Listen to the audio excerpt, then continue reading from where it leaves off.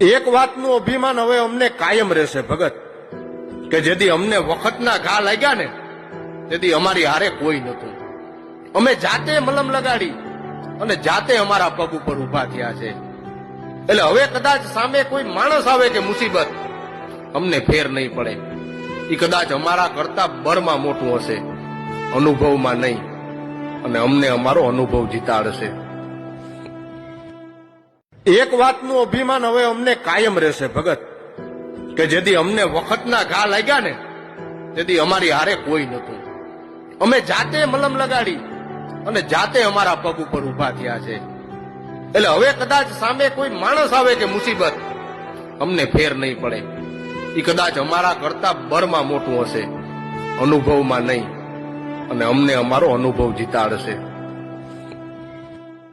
એક વાતનું અભિમાન હવે અમને કાયમ રહેશે ભગત,